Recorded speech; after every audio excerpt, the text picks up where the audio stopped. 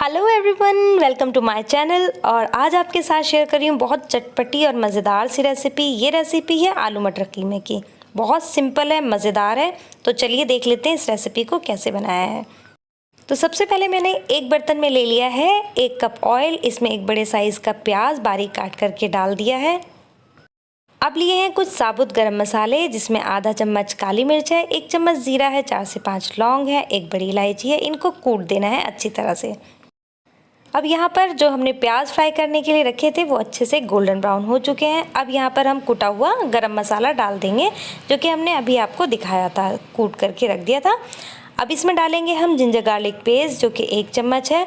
अच्छी तरह से भर करके जिंजर गार्लिक पेस्ट का हमने यहाँ पर इस्तेमाल करना है, क्योंकि इसकी स्मेल बहुत अच्छी रहती है। गोश्त में अगर आप जिंजर गार्लिक पेस्ट अच्छी तरह इस्तेमाल करेंगे तो उसका टेस्ट ज़्यादा अच्छा रहेगा। इससे गोश्त की स्मेल ख़त्म हो जाती है। तो कुछ सेकंड हमने इसको पका लिया, जिससे कि जो अदरक लहसुन है उसकी ख़ुद की स्मेल ख़त्म हो जाए। अब हम इसमें डाल देंगे अच्छी तरह धुला हुआ 1 किलो कीमा। तो इसको हम अच्छी तरह मिक्स करेंगे और तब तक पकाएंगे जब तक कि कीमे की या गोश्त की कुदरती जो स्मेल है वो ख़त्म ना हो जाए। तो करीब समझें कि मैंने इसको 2 से 3 मिनट अच्छी तरह मिक्स करके भून लिया था। तो ये देखिए हम अच्छे से भून रहे हैं और अभी आप देखेंगे कुछ ही देर में इसमें थोड़ा थोड़ा पानी रिलीज़ होना शुरू हो जाएगा। जो कीमे के अंदर पानी था वो रिलीज़ होना शुरू हो जाएगा। ये देखिए यहाँ पर पानी छूट चुका है। अब इसका मतलब है कि हमें इसमें मसाले ऐड कर देने चाहिए। सबसे पहले 1 चम्मच डाल रही हूँ नमक, और इसी में डाल देंगे 1.5 चम्मच धनिया पाउडर।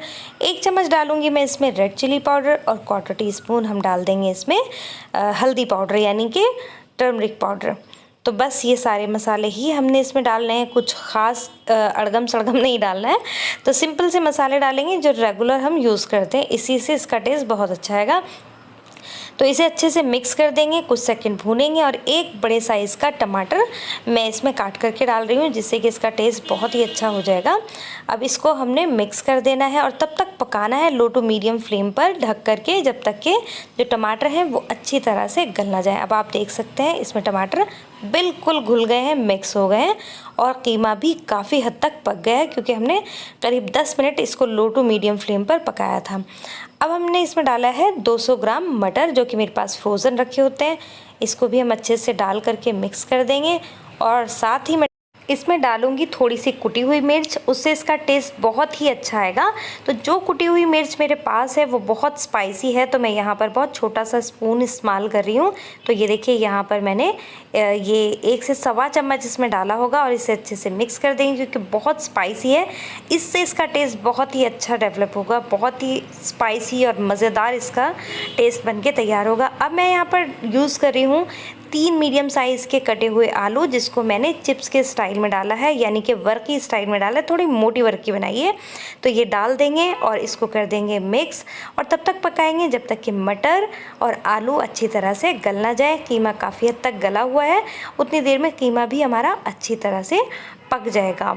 तो ये हम मिक्स कर चुके हैं। अब हम इसमें डालेंगे थोड़ा सा पानी में डालूँगी करीब 1 से 1.5 कप। तो बस अच्छे से मिक्स हो चुका है।